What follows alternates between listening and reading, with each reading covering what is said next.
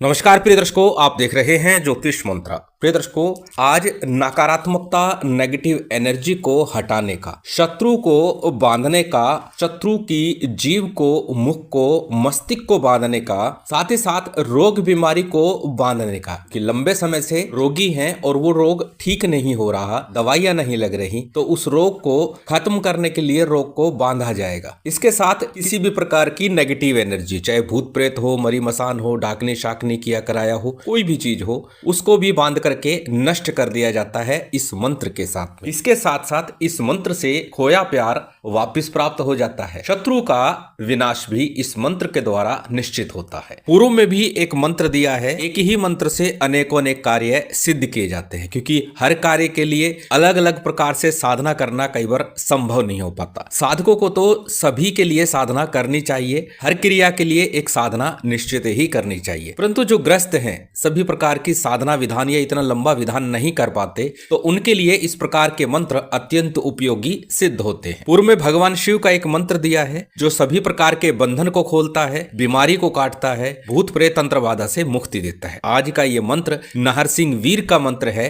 जो शत्रु के द्वारा किए गए सभी प्रकार के तंत्र मंत्र को काटने के साथ साथ शत्रु को बांध भी देता है। उसी प्रकार रोग बीमारी भूत प्रेत बाधा को समाप्त तो करता ही है, साथ ही बंधन कर देता है, घर परिवार को, शरीर को कील देता है, फिर पुनः तंत्र बाधा की समस्या उत्पन्न नहीं होती। बात यदि करें विधि विधान की, प्रिय दर्शकों, साबर मंत्र है और साबर मंत्रों का अपना महत्व है कि वो मंत्र जपने मात्र से ही सिद्ध माने जाते हैं। साथ ही साथ उन मंत्रों को जपते रहने से ही वो अपनी शक्ति यथावत बनाए रखते हैं। पूर्व में भी इस पर चर्चा कर चुका हूं। वैदिक मंत्रों को निश्चित संख्या में जपा जाता है और ताउम्र वो अपना प्रभाव देते हैं, परंतु तांत्रिक मंत्र एक निश्चित संख्या में ही जपे जाते हैं और तत्क्षण अपना प्रभाव दे करके पुनः जब हमें उसकी आवश्यकता हो तो पुनः उसका विधान करना होता है। जबकि साबर मंत्र ऐसे होते हैं, साबर मंत्रों को यथाशक्ति यथासंभव जैसे भी हो जपते रहने मात्र से ही वो सिद्ध हो जाते हैं और फिर उनका प्रभाव ताउम्र हमें प्राप्त होता है। आज का जो मंत्र है वो भी उसी श्रेणी का है। 11 बार, 21 बार, 31 बार, एक माला, जैसा आपसे संभव हो, केवल इस मंत्र का नित्य घर में जप आरंभ कर दीजिए। प्रातः काल करें, संध्या काल करें अथवा रात्रि काल में करें, जब भी आपकी व्यवस्था बने, जब आप समय निकाल सके, जब आप शांति पूर्वक 5, 10 बार, 11 बार इस मंत्र का जप कर सके, उस समय इस मंत्र का जप कर ले। इसी से सभी प्रकार के बंधन खुलते हैं और सामने वाला शत्रु यदि कोई कार्य करता है तो वह बंध भी जाता है। नरसिंह वीर का अत्यंत प्रभावी ये साबर मंत्र है। परंतु बार बार एक बात बोलता हूं, चाहे कोई मंत्र कितना ही स्वयं सिद्ध क्यों ना हो, फिर भी किसी सिद्ध योग मूर्त में एक माला जप करके अपने अनुकूल अवश्य बना लीजिए। एक माला जप करने से होगा क्या? प्रथम तो जब आप एक माला जप करेंगे वो मंत्र पूर्णतः आपकी जिह्वा पर एकसार हो जाएगा और आपको पूर्णतः कंठस्थ भी हो जाएगा। और जैसे मैंने कहा, साबर मंत्र कंठस्थ करने मात्र से भी सिद्ध माने जाते हैं। तो एक माला करने से अच्छी तरह आपको वो मंत्र कंठस्थ भी हो गया और पूर्णतः जागृत भी हो गया, आपके अनुकूल बन गया। इसीलिए कहा कि कोई भी मंत्र हो, कम से कम किसी सिद्ध योग मुहूर्त में एक माला इसका जप कर लीजिए। आज का जो मंत्र है इसके लिए कहा जाता है किसी भी शुभ दिन, उस दिन आप इस मंत्र का थोड़ा सा विधान कर लीजिए। अब विधान कैसे? जैसे कि मैं पूर्व के मंत्रों में बता चुका हूं, सामान्य सा पूजन विधान और उसके बाद मंत्र का जप विधान। अब इस मंत्र को जपना किस सामग्री के साथ है? क्योंकि प्रत्येक मंत्र में एक मुख्य सामग्री होती है कि ये सामग्री या ये वस्तु इस मंत्र के लिए या इस देवता के लिए अनिवार्य होती है। यही सब चर्चा आज के इस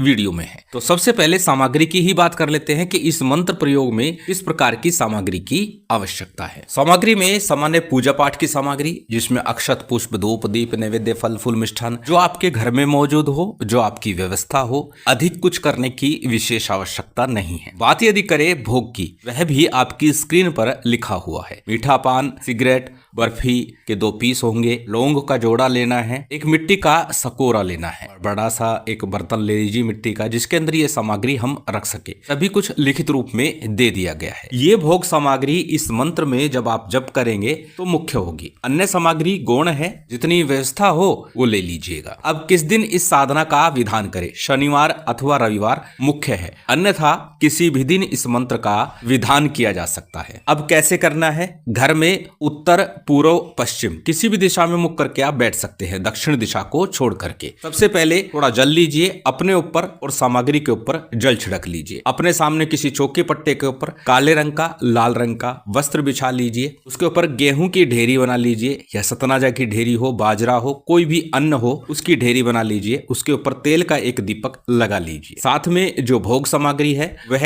उस सकोरे के अंदर, मिट्टी के बर्तन के अंदर रख दीजिए। उसके बाद आपको मंत्र का विधान करना है। सबसे पहले सामान्य शुद्धि आचमन कीजिए, अपने ऊपर सामग्री के ऊपर जल छिड़क लीजिए। उसके बाद दीप प्रज्वलित कीजिए, संकल्प कीजिए। संकल्प के लिए दाहिने हाथ में अक्षत पुष्प जल ले लीजिए कि मैं नाहरसिंह वीर की कृपा प्राप्ति के लिए, उनकी शक्ति की प्राप्ति के लिए ये मंत्र प्रयोग कर रहा हूं। अपने सभी प्रकार के कार्य की सिद्धि के लिए, बंधन खोलने के लिए, शत्रु को बांधने के लिए ये मंत्र प्रयोग कर रहा हूं। इस प्रकार आपको संकल्प लेना है। संकल्प के उपरांत गणपति, गुरु, पितृ आदि का आपको ध्यान पूजन करना है, यथा सामग्री यथा सामर्थ्य। तत्पश्चात गणपति और गुरु मंत्र का भी यथाशक्ति आपको जप अवश्य करना है, चाहे 11-11 बार ही क्यों ना करें। क्योंकि बार बार बोलता हूं, गणपति गुरु मंत्र का जप करने से हमारी साधना में आने वाले विघ्न बाधाएं समाप्त हो जाती हैं और हमारी साधना शीघ्र सफल होती है। गणपति मंत्र के रूप में गणेश जी का कोई भी एक मंत्र, ओम गं गणपते नमः, ओम गणेशाय नमः, ओम वक्रतुंडाय नमः। बात यदि करे गुरु मंत्र की, यदि गुरु दीक्षा ली है तो अपने गुरु मंत्र का जप कीजिएगा,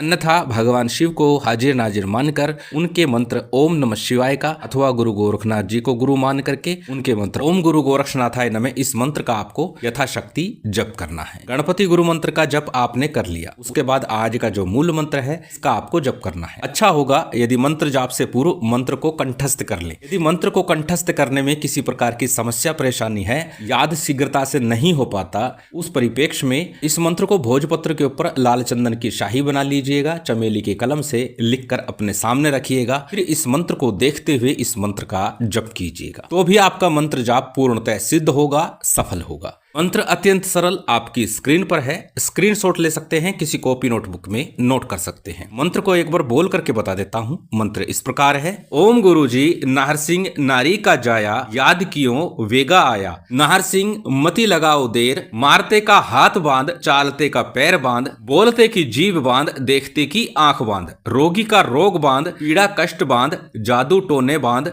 भूत प्रेत बांध, मरी मसान को बांध, मूठ चौकी डाकनी शाकनी, चुड़ैल चांडाल को बांध, भूखे को दे अन्न, प्यासे को दे पानी, दुख दरिद्र दूर कर, भागे रूठे को मना, दुष्ट दैत्य दानव का संहार कर, इस पिंड की रक्षा कर, शब्द साचा पिंड काचा, चलो मंत्र ईश्वरो वाचा, मेरे गुरु का वचन साचा। इसी मंत्र का आपको जप करना है। पुनः कहूंगा, मंत्र को पहले कंठस्थ करने का प्रयास कीजिएगा, अन्यथा भोजपत्र पर लिख करके अपने सामने रखिएगा, फिर मंत्र का जप कीजिएगा। एक माला जप पर्याप्त होगा। जब आपका एक माला जप पूर्ण हो जाए, अग्नि के ऊपर जो बर्फी रखी है, लौंग आदि रखी है, उसका आपको भोग लगाना है। थोड़ा थोड़ा करके इसमें से भोग ले लीजिएगा और बाकी सामग्री को किसी जल स्थान के पास में अथवा पीपल वृक्ष के नीचे रखाइएगा। सिगरेट जो बताई है मंत्र जाप के दौरान उसे जलाकर रख लीजिएगा, उसका धुआं चलता रहे, वो जलती रहे, यही नाहरसिंह वीर का भोग होगा। सभी कुछ पुनः बता दूं, लिखित में दिया जाता है, इसलिए प्रश्न करने से पूर्व लिखित रूप को आप अवश्य देखिए। यदि फिर भी संशय रहता है, कोई प्रश्न होता है, तो आप कमेंट के माध्यम से प्रश्न कर सकते हैं। बात यदि करें इस मंत्र का